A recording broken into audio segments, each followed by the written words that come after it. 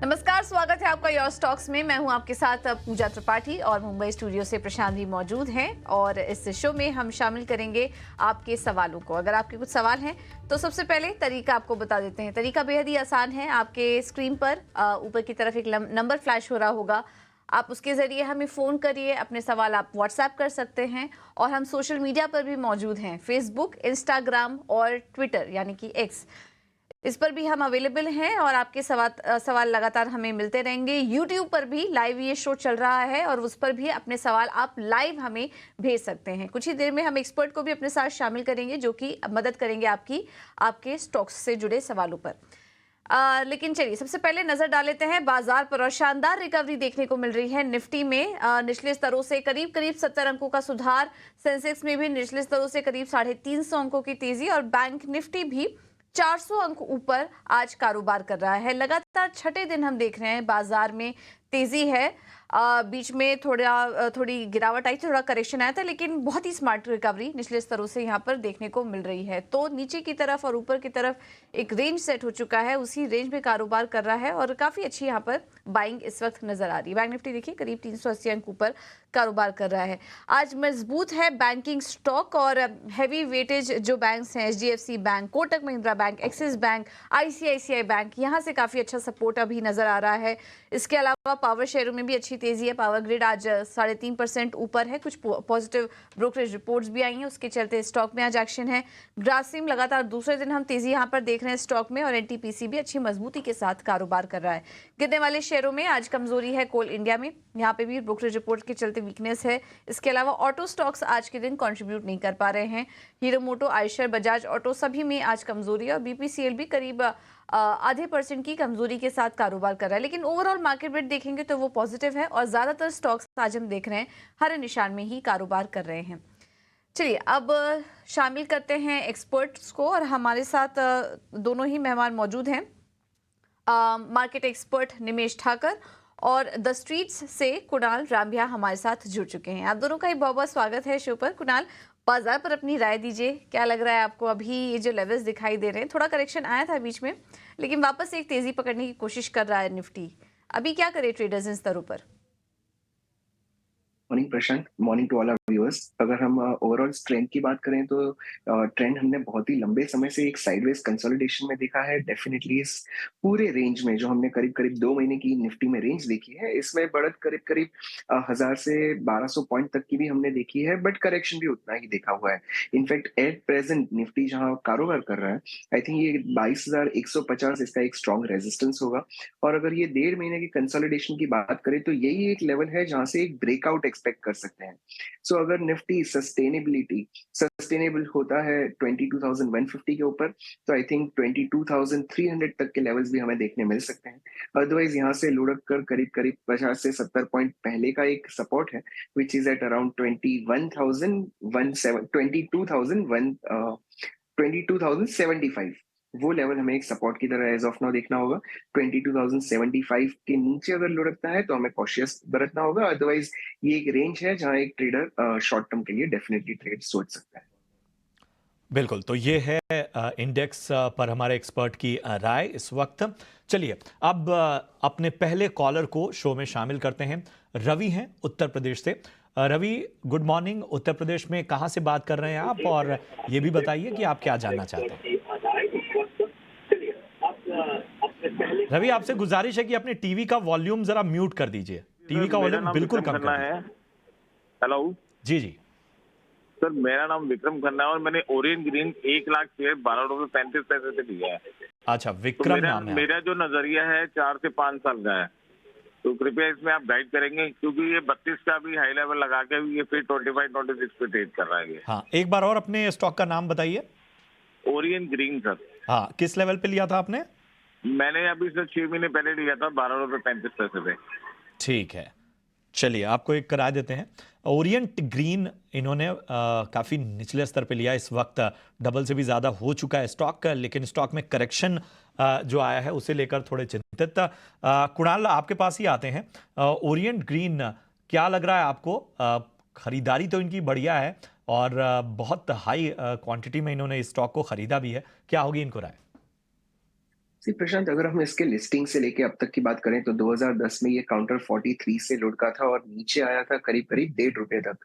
एक लंबे कंसोलिडेशन के बाद ये काउंटर बाहर निकल रहा है। इनफैक्ट वॉल्यूम भी बहुत ही अच्छे बने हुए हैं।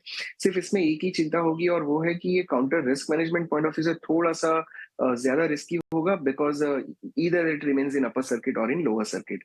अगर सपोर्ट की बात करें तो प्रेजेंटली ₹21 पे सपोर्ट है। जब तक ये काउंटर 21 के ऊपर रहता है तब तक लंबी अवधि के लिए डेफिनेटली इस काउंटर को होल्ड कर सकते हैं। इनफैक्ट बाय ऑन डिप की रणनीति भी इस काउंटर में अडॉप्ट कर सकते हैं। हाई वॉलेटाइल और हाई बीटा काउंटर है, उसी वजह से हमारे व्यूअर को एक रिक्वेस्ट होगी कि इनकी जो रेगुलर पोजीशन है वो डेफिनेटली साइड में संभाल कर रखें। बट एक नई पोजीशन अगर ये 21-22 के पास मिलता है तो एक बार फिर से नई पोजीशन ऐड करके इसमें थोड़ी सी चर्निंग करते रहें, सो दैट इनकी जो पुरानी कॉस्टिंग है वो और भी नीचे आ सके। बट लंबी अवधि के लिए 21 के ऊपर जब तक ये काउंटर रहता है तब तक इसमें बने रहने की सलाह होगी। ठीक है, तो ये है सलाह ओरिएंट ग्रीन पर। मध्य प्रदेश से गजेंद्र मेहता हमारे साथ जुड़े हैं फोन लाइन पर। गजेंद्र जी नमस्कार, सवाल पूछिए अपना। Madam good morning. जी good morning. Madam Azad engineering के 70 शेयर्स हैं 1180 के रेट के, हम्म, और इजी ठीक माई है। ट्रिप के कितना समय दे सकते हैं आप? मैम शॉर्ट टर्म के हिसाब से लिए थे 5 मंथ 6 मंथ के हिसाब से, और इजी माई ट्रिप के 1200 शेयर हैं 51 रुपीज 50 पैसे के। 5150, ठीक है। दोनों स्टॉक्स पर राय दिलवा देते हैं आपको। आजाद इंजीनियरिंग, कुणाल जी आप सलाह दीजिए। थोड़े ऊपर के भी लेवल से 1180 जब स्टॉक का चलना शुरू हुआ था हाल फिलहाल में, तब शायद इन्होंने एंट्री ले ली है और भी ऊपर के लेवल्स देखे होंगे, लेकिन आज स्टॉक में गिरावट है। निकल जाने का सही समय है क्या आजाद इंजीनियरिंग से?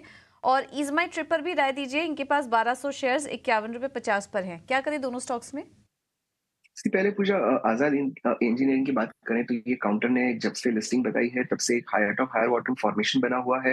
इनफैक्ट एक्सट्रीम वॉल्यूम्स हमने बाइंग की तरफ देखे हैं, सेलिंग की तरफ नहीं देखे हैं। तो इस काउंटर में डेफिनेटली एज ऑफ नाउ बने रह सकते हैं। एक ट्रेलिंग स्टॉप लॉस होगा, वो है 1100 का। अगर काउंटर 1100 के पास भी मिलता है डेफिनेटली बाय करें। 1100 के नीचे अगर डिसाइसिव क्लोजिंग होती है तो एग्जिट करने की सलाह होगी। अदरवाइज इस काउंटर में बने रहे। आई थिंक 1550 से 1600 के लेवल्स हमें इसमें देखने मिल सकते हैं। अगर इजी ट्रिप की बात करें तो इसका फॉर्मेशन तो बहुत ही साइडवेज है, कंसोलिडेशन में ही है। एक बहुत ही अच्छा वॉल्यूम हमने देखा था करीब जनवरी 12-13 को, 11 को, जब ये काउंटर 17-18% चला था। But otherwise this counter is in sideways consolidation. जब तक इज माई ट्रिप 52-53 के लेवल्स को क्रॉस करके ऊपर नहीं सस्टेन करता तब तक इस काउंटर में ज्यादा मोमेंटम आना भी बहुत डिफिकल्ट है। हमारे व्यूअर को एडवाइस होगा कि आजाद इंजीनियरिंग में बने रहें, डेफिनेटली होल्ड करें, ऐड भी कर सकते हैं पोजीशन। इजी ट्रिप में से एग्जिट करने की फॉर नाउ सलाह बनेगी। 52 के ऊपर हमारी चैनल पे फिर से आई है, रिविजिट करिए, किसी का ओपिनियन लीजिए। राय आपके स्टॉक्स पे, आजाद इंजीनियरिंग और इजी ट्रिप पे। चलिए बढ़ते हैं आगे। हिमांशु हैं उड़ीसा से हमारे साथ इस वक्त जुड़े हुए हैं। हिमांशु गुड मॉर्निंग, पूछिए क्या जानना चाहते हैं। Hi good morning. तो मेरे पास IRFC अराउंड 400 स्टॉक्स है। मैंने लिया था 174 के आसपास जब वो पीक में था। ठीक है, तो को होल्ड करे कि अभी क्या करना है उसका? 400 के करीब स्टॉक है ये। थोड़ा सा हम दुरुस्त करेंगे ग्राफिक्स। 174 रुपए के भाव पे इन्होंने 400 स्टॉक्स के करीब लिया हुआ है IRFC। चलिए इस पर एक राय देते। कुणाल जी जरा बताइए क्या करना चाहिए IRFC में? प्रशांत, अगेन ये जब काउंटर्स मोमेंटम में होते हैं इनका ट्रेंड तो बहुत ही बढ़िया होता है। बट हमारे व्यूअर्स को एक जनरल रिक्वेस्ट होगी कि जब ये काउंटर्स में स्पाइक आते हैं तब बाइंग करने से अच्छा है इसमें जब करेक्शन आता है तब बाय करना चाहिए। जैसे अभी प्रेजेंट सिचुएशन चल रही है, हायर टॉप हायर बॉटम बना हुआ है काउंटर में, डेफिनेटली इस लेवल पे होल्ड कर सकते हैं। एक ट्रेलिंग स्टॉप लॉस हमारे व्यूअर को सजेस्ट करेंगे और वो है 145 का। अगर काउंटर 145 के नीचे लुढ़कता है तो शायद एक बार एग्जिट करने की सलाह होगी। अदरवाइज इस काउंटर में बने रह सकते हैं। प्रेजेंट लेवल पे थोड़ी सी एवरेज आउट करने की सलाह भी बनेगी। 145 के स्टॉप लॉस से नई बाइंग भी कर सकते हैं और जैसे मोमेंटम शुरू होता है तो नई की हुई बाइंग जो है उसे एग्जिट करके पुरानी अपनी ट्रेलिंग स्टॉप लॉस से होल्ड करिए। आई think that can be a good strategy right now. ठीक है, तो ये है IRFC पर सलाह। अगले दर्शक को शामिल करते हैं। हमारे साथ महाराष्ट्र से जुड़े हैं मयूर। मयूर जी नमस्कार, ट्राइडेंट पर सवाल है आपका। हेलो जी मयूर जी, सवाल पूछिए अपना।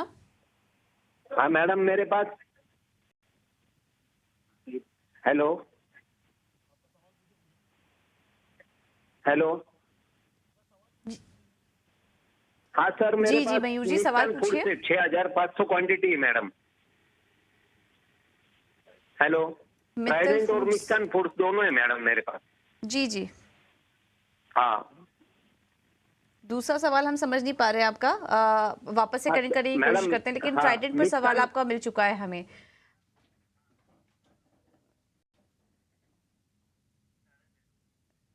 कुणाल जी, सलाह दीजिए आप ही। ट्राइडेंट 500 शेयर्स 45 रुपए के भाव पर इन्होंने लिया हुआ है, हल्का नुकसान है, इनकी खरीद का जो लेवल है उससे थोड़ा नीचे कारोबार कर रहा है।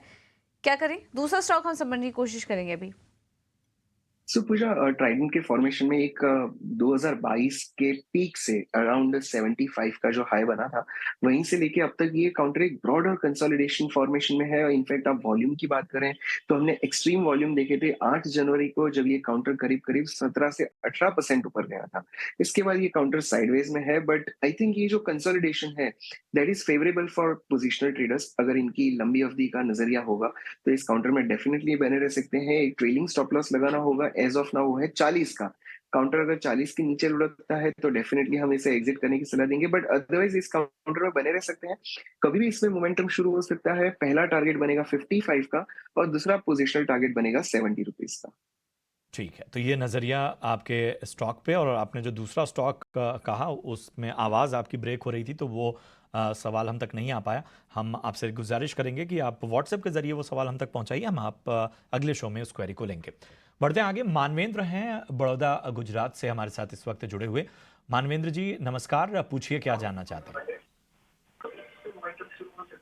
मेरे पास SRF के 95 शेयर्स है और वो अभी मैं होल्ड करूं या उसमें किस लेवल पे लिया है आपने?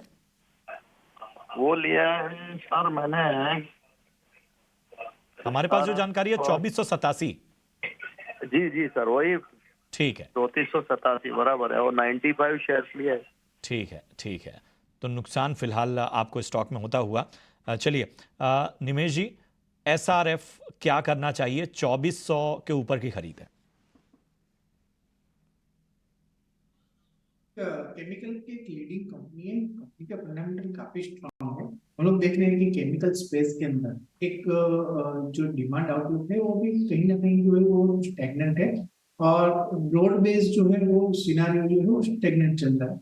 कहीं ना कहीं हम लोग देख रहे हैं कि आने वाले 3 से 6 महीने वो आउटलुक है वो एक स्टेबल रह सकता है और इम्प्रूवमेंट आ सकता है। जैसे जैसे चाइना के अंदर हम लोग जो है डिमांड नई पिकअप पर स्टार्ट हो रही है, मुझे लग रहा है कि जो लॉन्ग टर्म निवेश के लिए कंपनी में इन्वेस्टमेंट किया है तो डेफिनेटली ये काउंटर के अंदर होल्ड कर सकते हैं।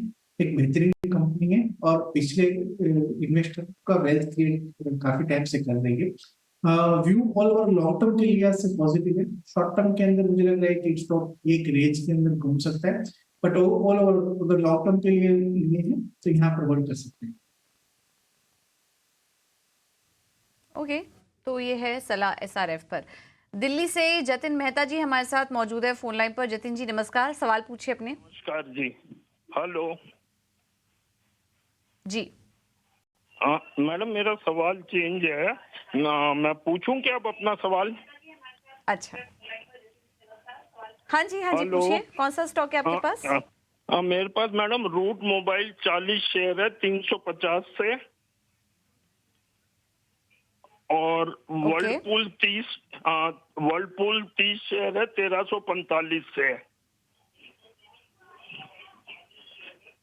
1345 पे, ठीक है। ये 2 सवाल अभी आप आपके ले लेते हैं जतिन जी। कितना समय दे सकते हैं ये भी बता दीजिए थोड़ा। मैडम इसमें 1 साल तक का समय दे सकता हूँ, तो मैं इसको होल्ड करूँ या एवरेज करूँ, क्या करूँ? ठीक है कुणाल जी, सलाह दीजिए। एक स्टॉक है इनके पास रूट मोबाइल और वर्लपूल भी है इनके पास। रूट मोबाइल 350 पे इन्होंने लिया हुआ था, वहां पे तो अच्छा मुनाफा हो रहा है इन्हें, अगर प्राइस हमने ठीक सुना है तो उस पर तो शानदार गेन में है। वर्लपूल 1345 पर इन्होंने लिया हुआ है। दोनों स्टॉक पर सलाह दीजिए, क्या करें? 1 साल का समय और दे सकते हैं। सी पूजा पहले राउट मोबाइल्स की बात करते हैं। अगर ये काउंटर इन्होंने जिस लेवल पे लिया है डेफिनेटली बहुत ही शानदार एंट्री थी।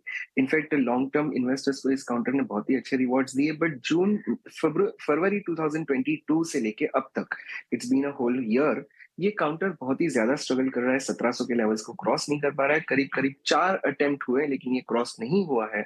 अगर ये काउंटर 1700 के ऊपर निकलता है तो आई थिंक 2200 से 2300 तक के लेवल्स हमें फिर से देखने मिल सकते हैं, बिकॉज हमारे व्यूअर का लंबी अवधि का नजरिया लग रहा है। सो डेफिनेटली इस काउंटर में बने रह सकते हैं। सिर्फ एहतियात बरतने के लिए 1500 का लेवल ध्यान में रखना होगा। अगर 1500 के नीचे ये काउंटर लुढ़कता है तो डेफिनेटली एग्जिट करेंगे, अदरवाइज इस काउंटर में बने रहें। 1700 के ऊपर बहुत ही अच्छी गेन भी इस काउंटर में हो सकती है।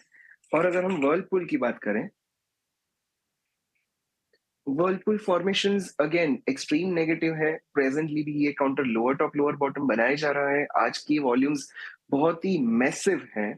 So for time being, because आज अच्छे वॉल्यूम्स दिखे हैं, एक एक सपोर्ट से इसे होल्ड कर सकते हैं, वो है 1250 का।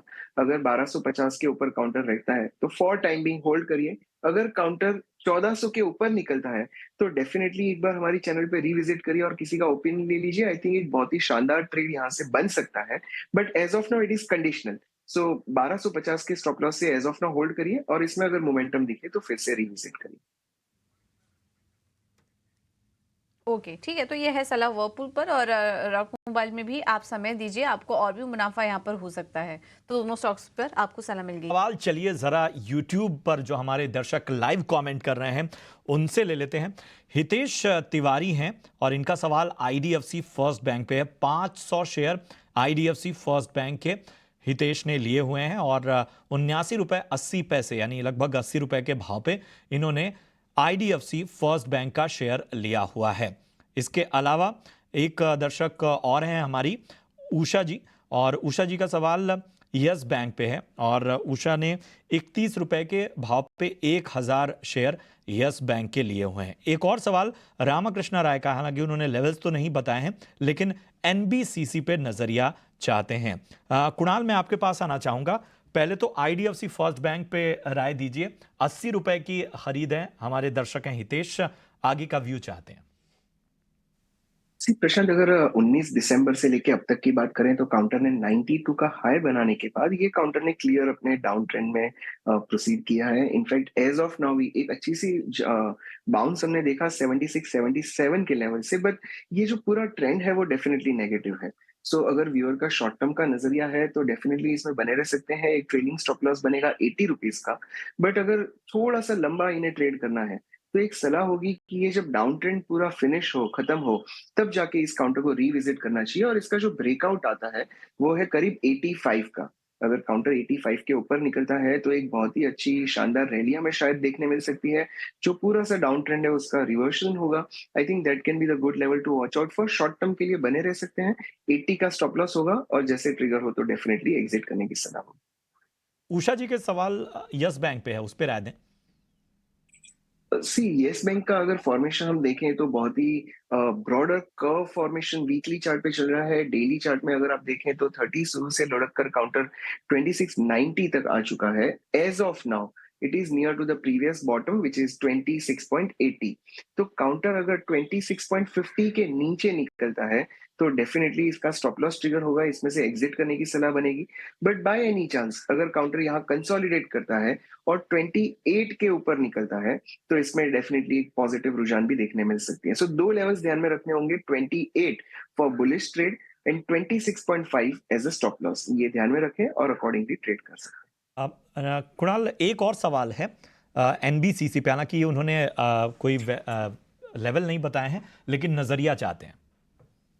ट्रेंड तो इस काउंटर में बहुत ही बरकरार है और इनफैक्ट आपने रिसेंटली देखा होगा इस काउंटर ने जो शानदार रैली बताई है, करीब 3 महीने में ये काउंटर ने डबल के ऊपर रिटर्न्स भी दे दिए। एक छोटा सा करेक्शन एज ऑफ नाउ दिखा है और साइडवेज कंसोलिडेशन में है। ट्रेंड डेफिनेटली पॉजिटिव है। नई एंट्री के लिए इस लेवल पे थोड़ा सा रिस्क होगा, बट हमें ट्रेलिंग स्टॉप लॉस रखना होगा 130 का। अगर काउंटर 130 के नीचे जाता है तो पुरानी पोजीशन एज वेल एज नई पोजीशन एग्जिट करनी होगी, और अगर यहाँ से कंटिन्यू होता है तो ये ट्रेंड में हम ट्रेलिंग स्टॉप लॉस लगाने की सलाह देंगे। जैसे जैसे काउंटर आगे बढ़ता हो वैसे अपना आप ट्रेलिंग स्टॉप लॉस लगाते जाइए। आई थिंक प्रीवियस हाई जो 167 170 175 का जो है, आई थिंक वो फिर से हमें देखने मिल सकता है। सो 135 के स्टॉप लॉस से काउंटर में बने रहने की सलाह होगी। तो 135 के स्टॉप लॉस के साथ बने रहने की सलाह। यूट्यूब पर धीरज सोलंकी जी ने सवाल भेजा है गुजरात गैस पर। एक साल के लिए, अगले एक हफ्ते के लिए ये व्यू जानना चाह रहे हैं। गुजरात गैस कुछ समय से फोकस में भी बना हुआ है। इस स्टॉक पर सलाह ले लेते हैं। निमेश जी, क्या सलाह होगी गुजरात गैस पर, या फिर हम कुणाल के पास ही चलते हैं क्योंकि इनका जो नजरिया है वो केवल एक हफ्ते का ही है। तो कुणाल, आप ही सलाह दीजिए, गुजरात गैस में क्या करें? सी पूजा, बहुत ही शॉर्ट टर्म नजरिया है। 15 जनवरी से लेके अब तक अगर आप देखें, ये काउंटर ने 540 के सपोर्ट को होल्ड किया है। सो इसी स्टॉप लॉस के बनते हुए काउंटर में नई पोजीशन की जा सकती है, बट रिमेंबर ये ट्रेंड साइडवेज है। सो यहाँ पे एक रेंज ट्रेड करने मिल सकता है। 540 का सपोर्ट बनेगा, स्टॉप लॉस भी बनेगा, और 570 का एक टारगेट बनेगा। ये 30 पॉइंट के लिए हमारे व्यूअर डेफिनेटली ट्रेड कर सकते हैं, बट काउंटर अगर 540 के नीचे क्लोज देता है तो इस काउंटर से जल्द एग्जिट भी करनी जरूरी बनेगी। सो ये जो ट्रेड होगा वो एक रेंज बाउंड ट्रेड होगा, शॉर्ट टर्म ट्रेडर्स के लिए बहुत ही फायदेमंद हो सकता है। राइट, तो शॉर्ट टर्म ट्रेडर्स के लिए ये ट्रेड आपको दिया गया है क्योंकि उनका नजरिया केवल एक हफ्ते के लिए था। तो ये सलाह आपकी तरफ, कुणाल की तरफ से।